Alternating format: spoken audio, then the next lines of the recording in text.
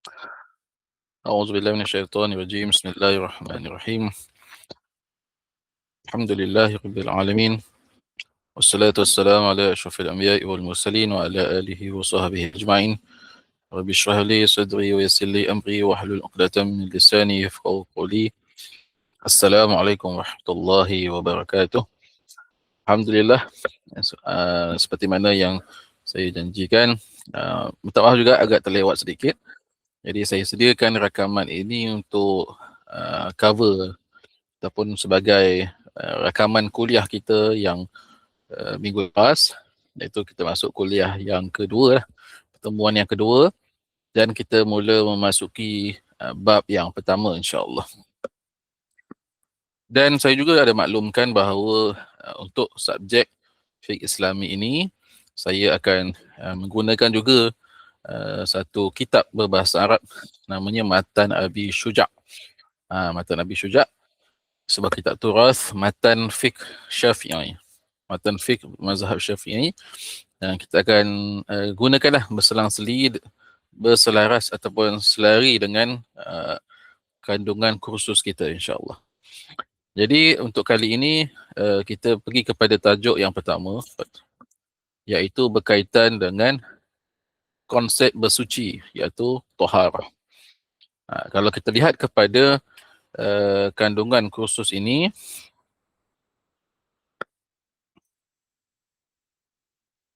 dia lebih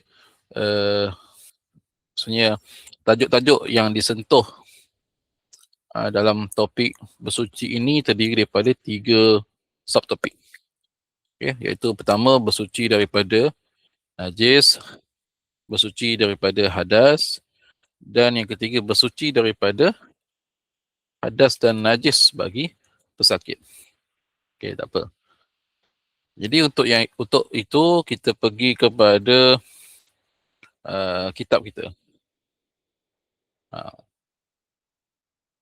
Sebenarnya saya ada juga slide yang satu lagi, tetapi untuk kita mengambil manfaat ataupun mengambil berkat lah, faedah daripada sebuah matan fiqh yang masyhur ini, kita gunakanlah sebagai bahan teks kita untuk subjek ini. Jadi ini adalah matan Abi Syuja'. Kalau kita lihat sini, kitab Matan Abi Syuja' al-musamma bi al-ghayatu wa taqrib. Okay. Ini dia, al-ghayatu wa taqrib. Ini nama kitab dia. Al-ghayah wa taqrib adalah nama kitab. Tapi ia lebih dikenali ataupun masyhur dalam kalangan ahli ilmu sebagai Matan Abi Syuja'.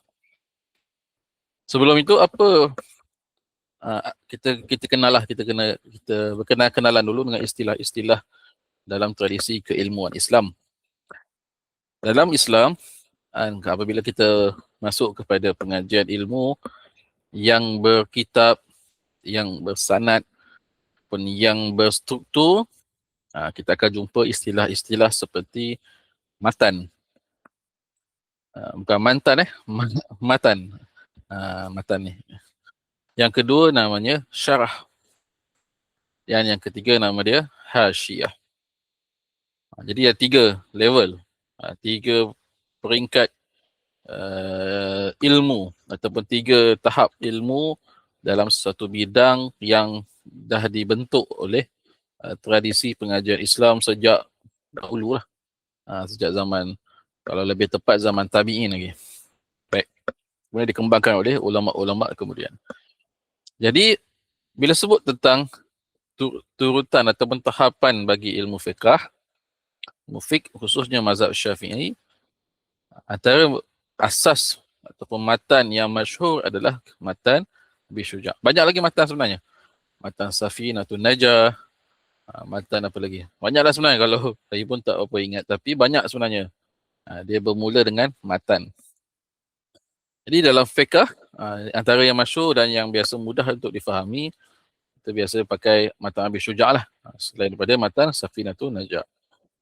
Jadi matan Abi Syuja' ini adalah sebuah matan yang menghimpunkan ataupun yang merumuskan topik-topik yang perlu ataupun yang perlu dipelajari oleh orang Islam, khususnya dalam bidang fiqh. Jadi kat sini kita akan dapat lihat semua topik yang ada dalam kitab Matan Abi Syuja' ini ada disentuh juga di dalam silibus kita. Jadi sebab itu saya rasa kita gunakanlah, manfaatkan matan ini untuk kita lebih dapatlah dari segi keberkatan dan juga kefahaman kita daripada ulama kita.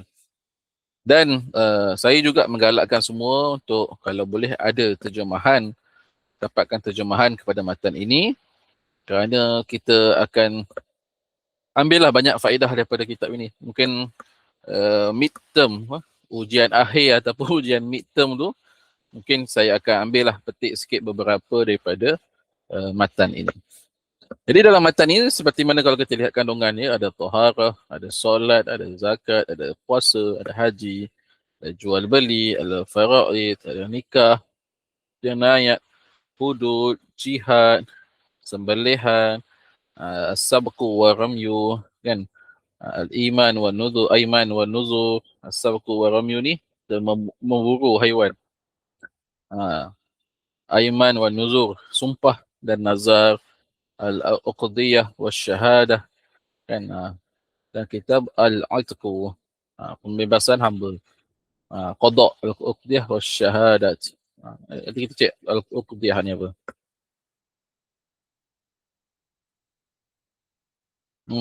Qada. Al-qada. Al-qada ni bab kehakiman. Bab menjatuhkan hukuman. Okey, baik. Jadi inilah apa yang ada dalam matan Abi Syuja', dan sebenarnya semua ni dah lengkap dah sebenarnya untuk tahap kita, peringkat kefahaman asas untuk kita mempelajari fiqh berdasarkan kitab ini. Dan saya akan kongsikan slide dia juga. Saya rasa saya dah kongsikan slide yang dalam bahasa Melayu. Tapi untuk kelas kita, kita akan kupas matan ini insya-Allah. Baik. Kita pergi kepada muqaddimah. Kita baca, ambil berkat sikit. Qala al-musannif rahimahullah ta'ala wa nafa'ana bi'ulumihi fi darin amin. Bismillahirrahmanirrahim. Alhamdulillahi rabbil alamin. Wassalatu wassallallahu ala sayyidina Muhammadin nabiyyin wa alihi tahirin wa sahabatihi ajma'in. Qala al-qadi Abu Syuja' Ahmad bin Al-Husain bin Ahmad Al-Asfahani rahimahullahu ta'ala. Ini adalah penulis, pengarang matan Abi Syuja'. Kalau kita tengok kat sini Al-Qadi. Al-Qadi ini menunjukkan bahawa pengarang matan Abi Syuja' ini bukan orang biasa-biasa. Beliau ialah Qadi. Dalam tradisi ataupun dalam kita tradisi Islam lah ya. Qadi bermaksud hakim. Qadi itu bermaksud hakim. Kan? Hakim di mahkamah. Sebab dahulu zaman Islam, sebelum berlaku penjajahan, hal ehwal jenayah, hal ehwal aduan apa semua diputuskan melalui undang-undang Islam. Dia tak ada undang-undang sivil macam hari ini. Jadi al-qadi itu adalah hakim yang menjatuhkan hukuman di mahkamah Islam. Ini adalah zaman Islam lah. Abu Syuja' adalah kalau dalam bahasa Arab kunyah. Abu Syuja'. Bukan nama sebenar dia tapi gelaran dia. Ahmad bin Al-Husain itu adalah nama beliau. Ahmad bin Al-Husain bin Ahmad Al-Asfahani. Nisbah. Al-Asfahani adalah nisbah kepada satu tempat. Nama dia Isfahan. Isfahan ataupun Isbahan. Yang sekarang ni berada di Iran. Sa'alani ba'dal asdiqai hafizahumullahu ta'ala an a'mal mukhtasaran fi fiqhi ala madhab al-imam Syafi'i rahimahullah ta'ala alaihi wa ridwanih fi ghayatil ikhtisar wa nihayatul ijaz liyuqarribu ala muta'alim dirsihi wa yusahhilu ala al-mubtadi'i hifzihi. Jadi Al-Qadi ataupun Al-Imam Abi Syuja' menceritakan bahawa di sebalik penulisan, macam mana boleh terhasilnya penulisan matan ini adalah disebabkan oleh rakan-rakan beliau, rakan-rakan sepengajian, boleh jadi rakan-rakan sepengajian beliau meminta ataupun bertanya, apa kita kata, bertanyakanlah, memohon kepada beliau supaya beliau menuliskan, supaya beliau menghasilkan sebuah karya mukhtasaran, yang mana karya itu adalah ringkas, mukhtasar.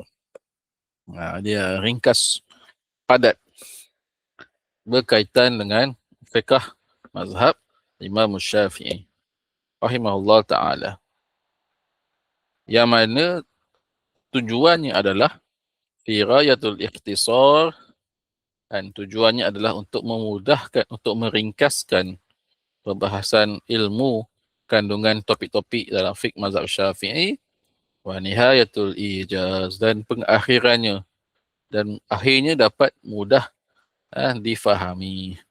Liyukribu alal muta'alim, dan bagi selain daripada ataupun bertujuan untuk menarik minat para pelajar untuk mempelajarinya fiqh tersebut. Ini satu dari tarikan kan. Maksudnya apa? Maksudnya mungkin pada zaman Imam Abi Syuja' ini pelajaran fiqh ni sukar. Kena baca kitab yang besar-besar, yang tebal-tebal. Nak baca, nak dapatkan kata-kata ulama tu kan senang kan. Pada zaman dulu tak ada teknologi seperti hari ini. Jadi rakan-rakan beliau memintalah beliau untuk menulis atau menyusun sebuah karya ataupun kitab yang mudah dan ringkas. Tujuannya untuk memudahkan para pelajar mempelajarinya, wa yusahhilu 'alal mubtadi'i hifzi, bahkan memudahkan orang beginner untuk menghafaznya.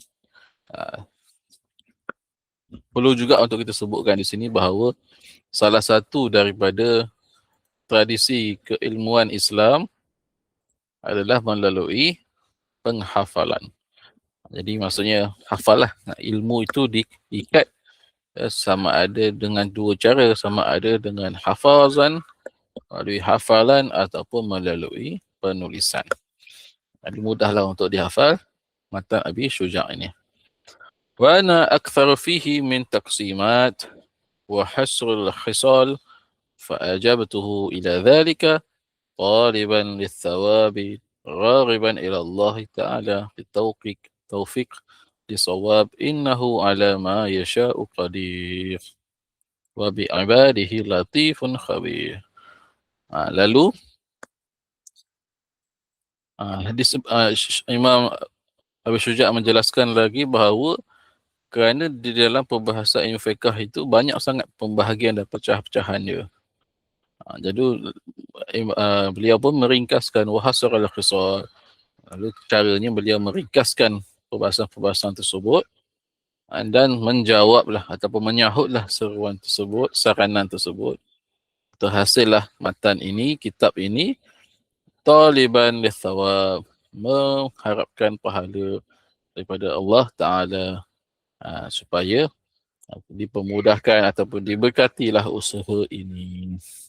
Ini cerita, ni mukadimah dia. Jadi bermaksud Imam Abi Syuja' ini menuliskan sebuah matan untuk membantu proses pembelajaran fiqh itu sendiri. Okey.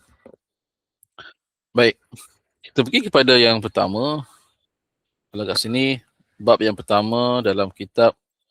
Dan penting juga untuk kita sebutkan bahawa topik-topik yang disenaraikan ataupun yang dibahaskan dalam matan ini adalah disusun mengikut kitab. Kitab maksudnya apa? Setiap topik itu dijadikan satu kitab. Adapun anak-anak dia tu disebut sebagai fasal. Fasal. Ni kita tanya ni Kitabut Taharah. Ni tentang taharah. Bab yang pertama tentang taharah. Manakala kat sini ada fasal. Ada fasal. Fasal, itu adalah subtopiknya. Baik. Kita tengok yang pertama. Jadi untuk hari ini kita akan bincangkan tentang taharah dulu dah. Okey. Kitabut Taharah, kitab berkaitan dengan penyucian. Bersuci. Al-miyahu allati yajuzu tathhiri biha sab'u miyah.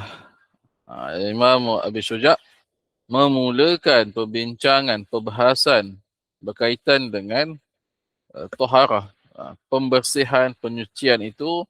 Beliau mengetengahkan dahulu tentang untuk mengenali jenis-jenis air.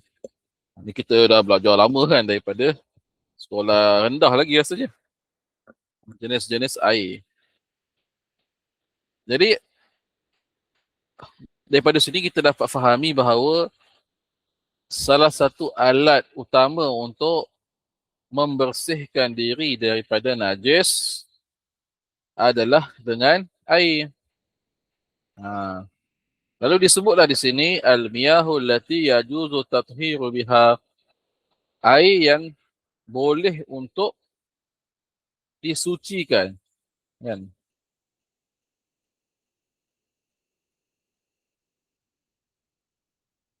Air yang boleh menyucikan. Menyucikan najis lah. Sebab ada air yang tak boleh nak menyucikan. Air yang tak boleh digunakan untuk bersuci. Bukan sembarangan air yang boleh kita ambil kan. Itu dia. Itu tujuan dia. Maksudnya apa, kita kena faham permulaan dalam kita memulakan ibadah, apa-apa saja ibadah, kita mesti suci dahulu. Nak suci itu kita mesti ada air. Alat dia tu adalah air. Maka kita kena pilih air yang suci dulu, baru boleh kita dianggap bersuci. Dan contoh. Itu belum cerita lagi bab tata cara apa semua. Ni hanya nak tahu alat untuk bersuci je ada. Kan? Jadi disebutkan di sini ma'us sama'i, air hujan. Ma'us sama' air hujan. Ma'ul bahri, air laut. Ma'un nahri, air sungai. Wa ma'ul bi'ri, air perigi, telaga. Wa ma'ul ain, air mata air. Wa ma'is salji, air salji. Wa ma'ul barat, dan air batu lah, air sejuk, embun. Ataupun air embun, ma'ul barat. Banyaklah sebenarnya. Ini antara yang 7 yang biasa kita boleh dapati. Maksudnya apa? Hanya air ini saja yang boleh digunakan untuk bersuci. Kan? Sebab dia semula jadi. Kalau tiba-tiba ada tanya, macam mana dengan air sirap? Air minum, yang kita tak minum, air Milo. Tak. Itu tak boleh lah. Sebab dia dah bercampur. Macam mana dengan air pipe? Air pipe, dia termasuk dalam air sungai. Air pipe dia termasuk dalam air sungai. Sebab air pipe yang kita gunakan ini adalah diambil daripada bersumberkan sungai. Air sungai dia diproses kan, termasuklah. Walaupun kita tak ambil secara langsung di sungai. Thummal miyahu ala arba'atu aqsam. Kemudian air itu dipecahkan pula, dibahagikan pula kepada 4 bahagian. Ada 4 bahagian. Sebab kita dah tahu jenis-jenis air, kemudian kita kena tahu pula bahagian kategori-kategori air itu ada. Maksudnya ada segi penggunaan dia. Kan? Okey. Tapi dia masih lagi berkaitan, okey. Tadi kita dah tahu air yang suci kan? Air mutlak. Okey, air ni confirm boleh kita gunakan untuk bersuci. Tapi ada juga keadaan-keadaan tertentu yang menyebabkan air ini tak boleh digunakan untuk bersuci. Okey, contohnya. So, ada keadaan dia, yang pertama, air yang suci, tahirun, mutahhirun, suci dan menyucikan. Ghairu makruh, dan tidak kotor, tidak dicemari. Yang pertama, jenis air, sifat air tu sendiri. Sebab boleh jadi dalam ke-7 air tadi akan ada mengalami perubahan dari sudut sifat. Kan? Jadi bila kita tahu ada perubahan sifat itu, dia melibatkan ada keempat kategori yang lain. Kan? Kategori macam mana? Kategori untuk digunakan untuk bersuci.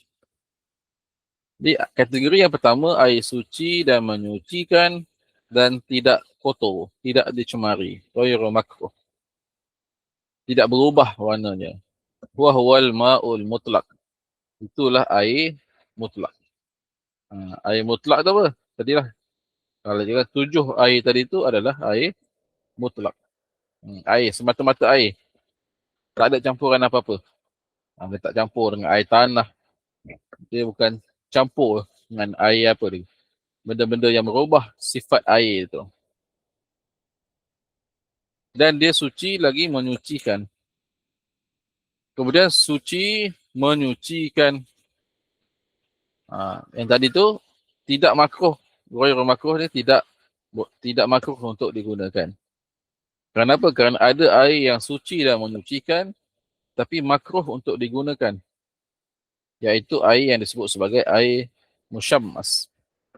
Dan pertama, kalau air itu kita kata suci dan menyucikan dan hukumnya tidak makruh untuk digunakan untuk bersuci ke, untuk mandi ke apa ke, itu adalah air mutlak.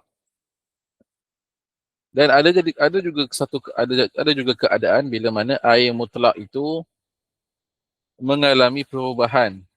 Contohnya perubahan dijemur air, satu bekas air dijemur di tengah matahari. Air musyammas. Air musyammas, air biasa mutlak dijemur di bawah matahari, maka dia dikategorikan sebagai air yang suci, menyucikan tapi makruh untuk digunakan. Kenapa makruh untuk digunakan? Kerana air yang dijemur di bawah matahari itu boleh membahayakan kesihatan. Kan? Itu beza dia. Boleh guna tapi makruh. Kalau terpaksa guna, tak apa, gunalah. Ya, makruh saja. Sebab yang lebih afdal, air mutlak. Okay. Semata-mata air, tak ada campuran. Ya. Kemudian yang ketiga, air yang suci tetapi tidak menyucikan. Dia suci, zat dia suci tapi dia tidak boleh menyucikan benda yang lain. Itu adalah air musta'mal. Dan air mutaghayyar. Air musta'mal adalah air yang telah digunakan untuk mengangkat hadas, untuk bersuci lah. Seperti air bekas wudu, air bekas kita mandi wajib, itu air musta'mal. Adapun air mutaghayyir adalah yang bercampur. Dia dah bercampur-campur. Air berubah ya, air dia. Jadi itu adalah suci dan tetapi tidak menyucikan. Air itu suci tapi tidak menyucikan. Tak boleh digunakan untuk berangkat hadas. Dan yang keempat, air ma'un najis ataupun ma'un mutanajjis. Wa huwa alladhi halat fihi najasah. Yang mana telah bercampur padanya najis. Wa huwa duna qullatain atau kana qullatain fataghayyar wal qullatan. Fataghayyar. Maksudnya air yang bercampur dengan najis dalam keadaan tidak cukup 2 kolah. Ataupun 2 kolah. 2 kolah ke bawah lah senang cerita. Kita bercampur dengan najis, maka dikira sebagai air mutanajis. Jadi tak boleh. Kotor terus, najis. Air bernajis terus. Kan? Jadi memang tak boleh. Bukan saja makruh dah, memang tak boleh digunakan untuk bersuci. Apatah lagi nak minuman. Wal kullatan, Imam Abi Syuja' juga menjelaskan 2 kolah yang dimaksudkan itu ialah bersamaan dengan 500 ratlun Baghdadi. 500 ratlun adalah macam apa panggil tu? Berat lah. Rotal. 500 rotal. Tidak. Kalau dalam bahasa Arab, ratlun. Pound. Kan dia berat. Dia sama dengan pound lah. Ukuran timbang 500. Maksudnya kalau kita timbang air tu, berat dia lebih kurang banyak 500 total. Sebab apa? Sebab dahulu zaman tamadun Islam ni mana ada inci, mana ada isi padu, mana ada sentimeter square, persegi dan sebagainya kan. Dia pakai istilah bahasa Arab. Istilah orang Arab pakai. Jadi 500 total al-Baghdadi, yang daripada Baghdad lah, sukatan Baghdad. Itu yang lebih tepat. Bolehlah kita cek hari ini bersamaan dengan berapa meter ataupun liter kan. Boleh juga. Jadi kat sini dah kita jelas bahawa yang pertama, air yang boleh digunakan untuk bersuci ada 7 jenis air. Ada 7 jenis air. Air ini boleh digunakan untuk bersuci sebab air ini memang suci dan menyucikan. Tetapi ada kalanya air-air yang suci ni, 7 air ini mengalami perubahan-perubahan tertentu. Maka dia dikategorikanlah pula kepada 4 kategori tadi. Air mutlak, suci lagi menyucikan, tetapi hukumnya tidak makruh. Maksudnya boleh pakailah, bagus untuk digunakan. Tak ada halangan. Yang kedua, air musyammas. Air musyammas ni air yang dijemur di matahari, suci dan menyucikan, tetapi dia makruh untuk digunakan kerana bimbang ada penyakit. Bila air panas dijemur di matahari, kalau kita pakai untuk berwuduk misalnya, kulit kita boleh sakit misalnya. Kan? Panas, ada pencemaran ataupun mungkin ada tindak balas kimia. Kan? Jadi makruh untuk digunakan. Tapi dia suci dan menyucikan. Yang ketiga, air yang suci tetapi tidak menyucikan. Tak boleh digunakan untuk berangkat hadas. Itu ialah air musta'mal dan mutaghayyar. Air musta'mal adalah air yang telah digunakan untuk mengangkat hadas, hadas kecil ataupun hadas besar. Air wuduk, maksudnya air bekas wuduk dan air bekas mandi wajib. Itu adalah air musta'mal. Adapun air mutaghayyar adalah air yang telah bercampur dengan benda-benda lain. Bima khalatuhu minat tahirat. Kan, dia bercampur lah.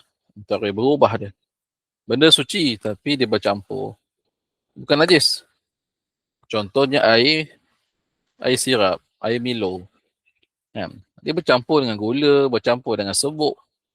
Semua tu tak najis, cuma dia mengubah ciri-ciri air. Jadi tidak menyucikan lagi dah. Sebab dia dah bercampur. Yang keempat, air mutanajis. Air yang telah dicampur dengan najis. Dalam keadaan air itu kurang daripada 2 kolah. 2 kolah dan ke bawah. Maksudnya kecil lah air itu dalam kuantiti yang kecil tetapi dimasuki oleh najis. Tak kira lah najis apa, najis cicak ke, najis orang ke kan. Kalau kita perasan terus tak boleh guna. Apatah lagi geli lah kalau nak minum ke, nak apa kan, nak pakai wuduk kan. Tak boleh pakai, terus buang. Jadi sebab tu kalau kita lihat, untuk mengatasi masalah ini, Islam itu mudah. Kan? Jadi sebab itu, kalau di kampung-kampung tu, kolahnya dibuat besar. Dari kolah ambil wuduk tu dibuat besar. Kenapa? Kerana supaya kuantiti air suci itu lebih daripada najis yang jatuh sekiranya najis cicak ke, najis apa burung ke kan. Kalau jatuh tak dapat dielakkan, maka air kolah tu dah melebihi kuantiti had air tu, jadi tak dihukum najis lah. Tapi kalau kita tahu, kita nampak ada najis dalam tu, kita buang je lah siap-siap kan. Takkan nak pakai juga kan. Itu dia. Baik. Jadi ini adalah berkaitan dengan jenis-jenis air. Itu bab pertama lah dalam fiqh. Kalau dalam bab pertama ni, inilah yang dibincangkan. Supaya kita tahu dulu tentang alat, barulah kita akan pergi kepada masalah ataupun tata cara. Kemudian faslun. Wa juludu maitatu tatharu bid-dibagh illa jaldul kalbi wal khinzir wa ma tuladu minhuma aw min ahadihima wa azmul maitatu wa sya'raha najasun illa adami. Ini fasal topik lah. Jadi berkaitan dengan taharah juga. Disebutkan dalam kitab ini adalah berkaitan dengan kulit binatang yang disembelih ataupun yang dah mati lah. Kan? Hukumnya adalah najis. Melainkan ataupun kita hukumnya najis, maka boleh dibersihkan, disucikan dengan apa yang disebut sebagai samak. Samak itu ialah ad-dibagh. Samak. Adapun sertu adalah menyucikan kesan najis ghalazah. Itu sertu. Okay. Tetapi kulit-kulit haiwan ini suci dan boleh disucikan melainkan dua haiwan ini saja, iaitu anjing dan babi. Dan juga apa yang lahir daripada kedua-dua haiwan ini. Kan? Tak boleh. Jadi kalau kita dah samak, maka kulit itu jadi suci lah. Kalau tak, dia najis. Wa azmu maitatu wa sya'ruha najis. Kan? Begitu juga dengan bulu-bulu dia. Kan? Tulang-tulang haiwan tersebut najis. Kecuali kepada manusia. Manusia kalau mati tak dianggap najis. Bahkan mulia. Dimuliakan. Faslun wala yajuzu isti'malu awani zahab wal fiddah wa yajuzu isti'mali ghairihima minal awani. Okay. Kemudian kita lihat fasal yang berikutnya. Syekh Qadhi Abi Syuja' jelaskan kepada kita bahawa dalam kita bincangkan tentang taharah juga adalah berkaitan dengan hukum penggunaan bekas yang diperbuat daripada emas dan perak. Kan? Jadi Syekh kata wala yajuzu, maksudnya tak dibolehkan, tidak boleh menggunakan bekas-bekas yang diperbuat daripada emas dan perak, dan boleh gunakan bekas yang lain. Ini satu perbahasan yang berkaitan dengan taharah jugalah. Kenapa kita tak boleh gunakan emas dan perak itu? Kan? Nak makan ni guna bekas biasa saja. Tak boleh guna, tak digalakkan lah menggunakan emas dan perak. Untuk guna bekas lah, misalnya bekas minuman, bekas makanan, kan? Guna bekas daripada emas, perak, tak boleh. Kemudian faslun.